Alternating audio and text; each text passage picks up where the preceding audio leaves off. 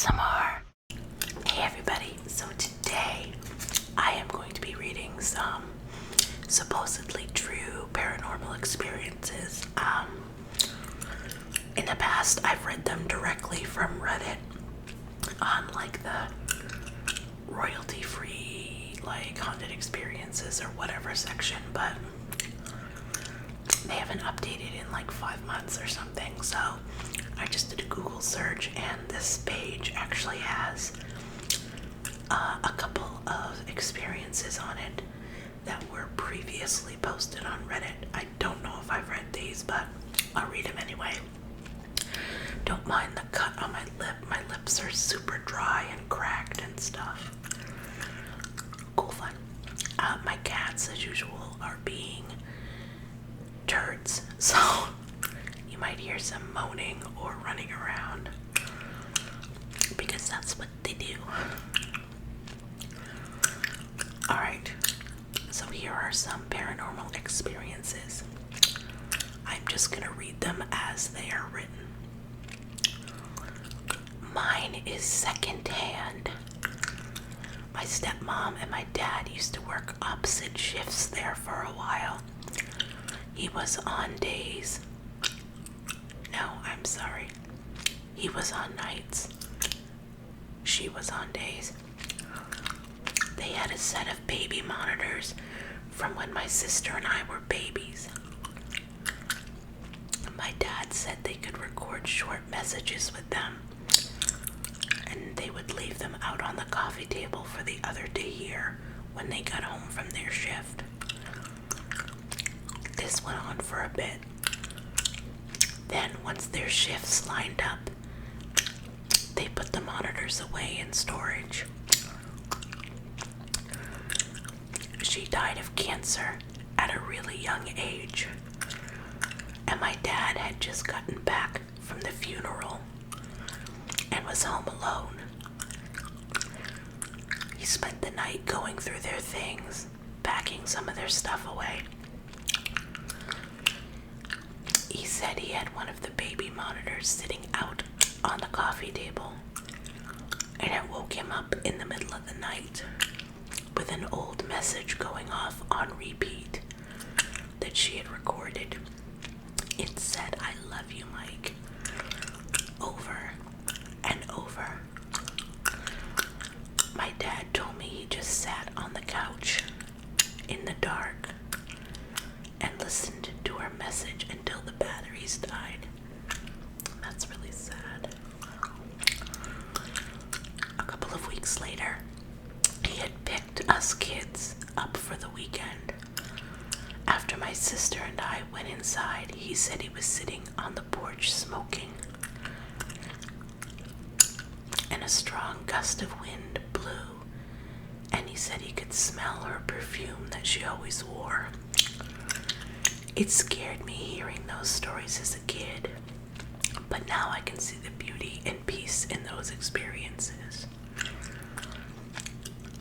That's a really kind of a sweet story. Did I read that right at the beginning? I can't remember if I said that it was the stepmom and dad that were involved in the story, and that's why the kids were picked up at the end, because they were really because they were with their mom. You know, when my son was a baby, like literally a couple months old, we had a baby monitor in his room, and we kept picking up crying, and we'd run upstairs and he was fast asleep.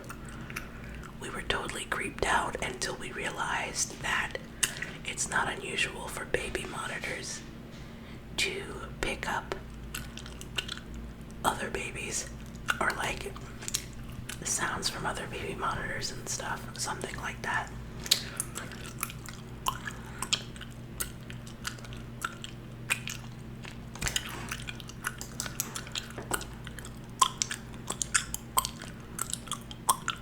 Okay, next one. My grandfather was a bad man, alcoholic, extremely violent, tried to kill my grandmother in front of their kids. One of his less horrible acts was abandoning my grandmother with their 6 kids, all under the age of 12. Some of his kids maintained minimal contact with him. He lived about 30 or 40 miles from my grandmother and the 2 kids who stayed in the area. When he was in his 80s, he was hospitalized and then passed away in the middle of the night. In the morning, his oldest child, one of my aunts, went to the morgue to identify his body and fill out paperwork. Of course, there's a train going by now. On her way, she stopped by my grandmother's to break the news. When she came in, my grandmother said, "Oh, it's a sad day. He died just past midnight, I imagine." My grandmother had begun to show some signs of dementia or just basic old age, and so the weird comments weren't too out of character, and my aunt assumed that the hospital, one of her siblings, had already called to tell their mother the news. My aunt shook it off and drove to the morgue. When she saw the death certificate, she was shocked to see the time of death listed at 12:10 a.m. On her way home, she stopped back at my grandmother's and asked her who had called her to tell her the news, and asked why she said that she thought he died just past midnight.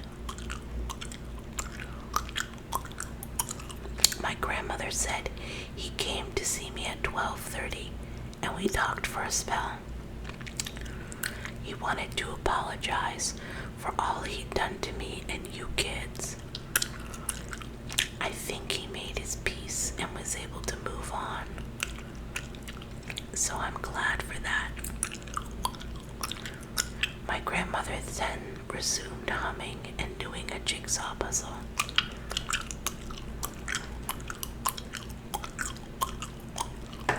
Interesting. I really gotta fix this thing. Sorry guys. I feel like it should be, my gosh, stay, whatever. Ow! What a mess. Stop it, computer. Oh my god. Highly professional. Not creepy, but kind of cool. My mother split and transplanted a rose bush from my grandfather's farm about 40 years ago. It took, but never bloomed.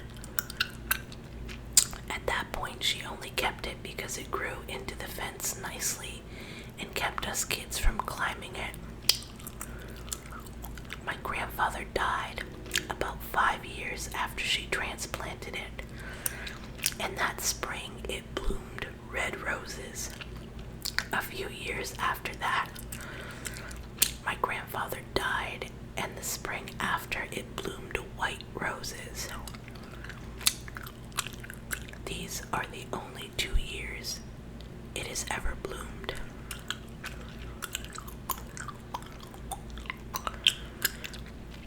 Growing up, my older brother had a computer program that he used to compose piano music on.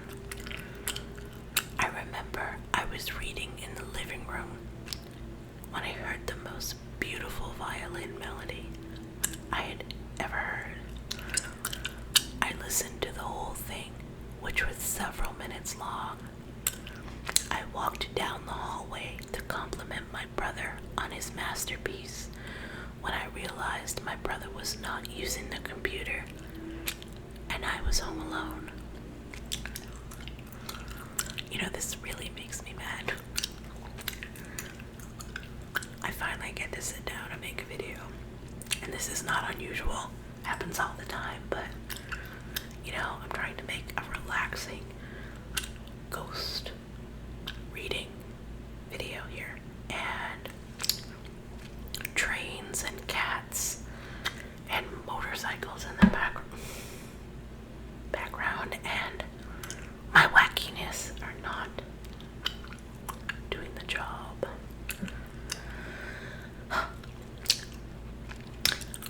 Not me, but a friend of mine told me about a dream she had years ago about a decrepit old man who was being chased by wolves. In the dream, he kept referring to himself in the third person as Old Skin. Eventually, the wolves caught up to him and started ripping him to pieces in front of her. And he kept narrating the events in a monotone voice. Old Skin's being eaten alive. Old Skin's gonna die. She woke up feeling creeped out. But the weirdest part came when she started describing the dream to her brother. He stopped her mid-sentence and asked, "Was his name Old Skin? I had the exact same dream." I don't know if that counts as paranormal, but it's seriously creepy. True. I swear, I'm sorry, I will figure this stuff out by my next video. This darn microphone. It's because I moved the desk and things are cords are kind of weird. I used to be in the military, and the training camp bunk that we lived in was said to be haunted. Occasionally, our stuff would go missing and reappear in weird places, like under our bed or inside a bag that we had zipped up and stuff. No big deal, right? I mean, human error and all. Then came the instance that freaked everyone out. It was one night after lights out, and my friend was on his phone texting his girlfriend. Most of us were drifting off to sleep, and we were lying on our beds, etc. Suddenly, he heard the shuffling of feet from the corridor.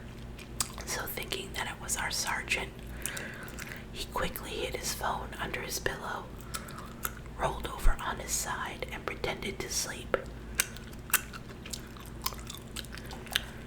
To this day, what happens next chills me to the bone. While he pretended to sleep, he heard someone right behind him at the other side of his bed going, "Don't worry. You can continue to pretend to sleep." I would dismiss this as a figment of his imagination, except about 5 other people around him heard it as well, including me.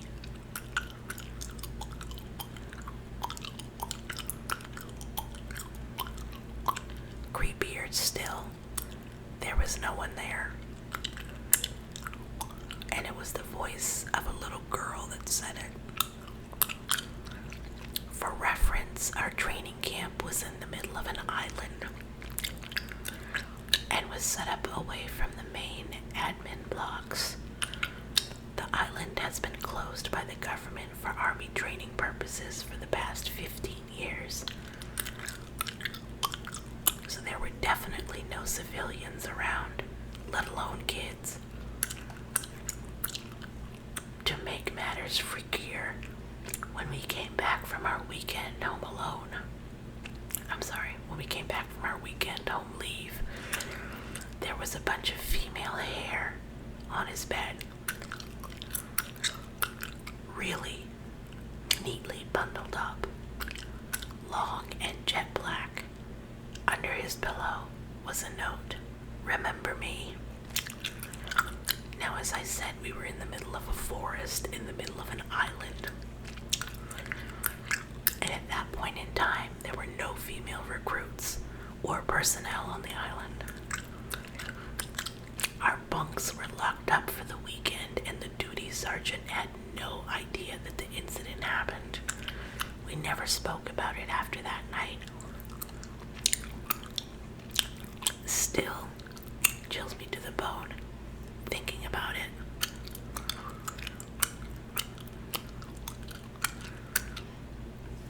Okay, the next one. Middle of the night, sleeping. I hear a sound like someone is taking a paper clip from my desk and throwing it against the wall. And it bounces across the desk. I wake up to the noise, turn on the light right by my bed. As I sit up, I look over and see nothing. Weird. As I'm ready to lay back down, my 20-pound steel gumball machine falls from the shelf over my bed, directly onto my pillow, where my head had been not 30 seconds earlier. I flip out and scramble out of my bed as I'm totally taken by surprise. As I stand up, I feel for something under my bed. I feel for something under my feet. A paperclip. I put the murderous gumball machine on the floor, the paperclip back on my desk, and crawl into the safety of my comforter. Nothing like that happened again. Here's a little edit that they added to the story. The shelf was a bookcase headboard that was only a foot taller than my bed. It probably wouldn't have killed me, just would have damaged my face, I'm guessing. But I was also 10 years old.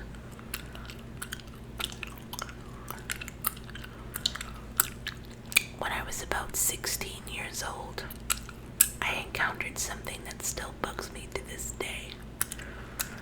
I woke up around 6 a.m. on a normal weekday and went downstairs to get ready for school. No one else in my family had woken up at this point. I got in the shower, still sleepy, and could barely keep my eyes open. After a few minutes of showering, someone tried to get in, and I told whoever it was that I was in the shower. The person, and person is in quotes, then proceeded to aggressively open the door.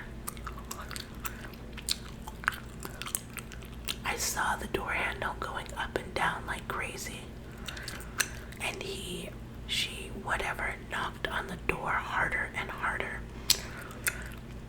and then it suddenly stopped. Didn't think that much about it, but when I got out of the shower, I realized that nobody was up yet. I proceeded with eating breakfast, and after a while, my dad came down the stairs. So I asked him if he was who had been trying to come into the bathroom earlier.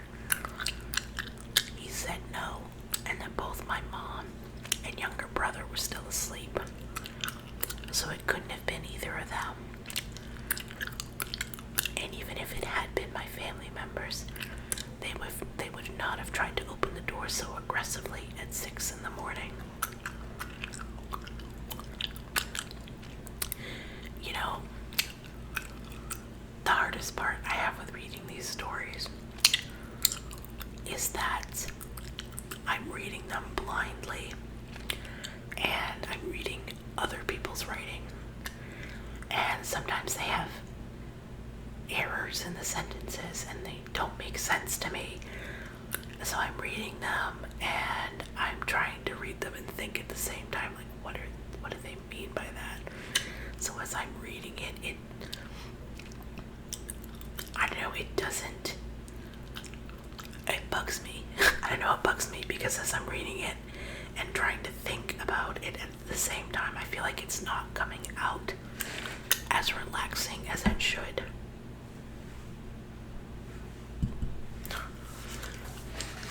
But anyway, when I was in elementary school, I shared a queen-size bed with my older sister and our family dog.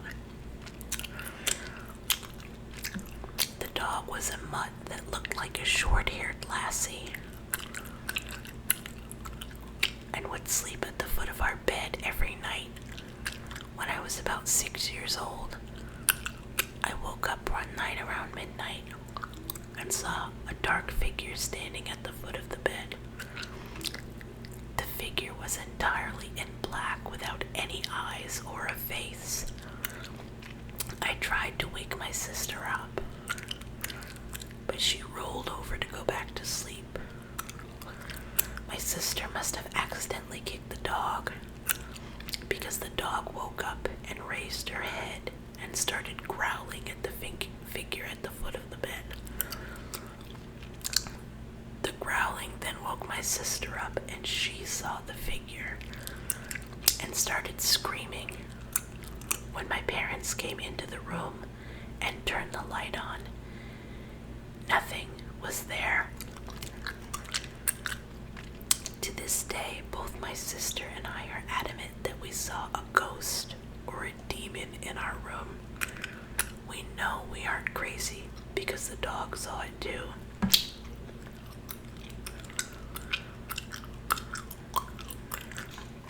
Okay, that's it for the stories. I promise the next video will be better. The next one of these videos will be better. I need to rearrange how the mic is set up on here because it's driving me crazy. I also gotta find the cover. Oh my god, thing. Well, this didn't go as planned, but it never does it? I don't know why I'm looking at the microphone like this. I don't know. I don't know. I don't know. I don't know.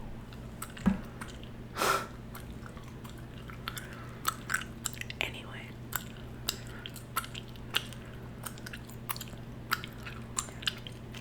By the way, these stories came, even though they're from Reddit, but I read them off of a website called hauntedwalk.com, if you want to check it out.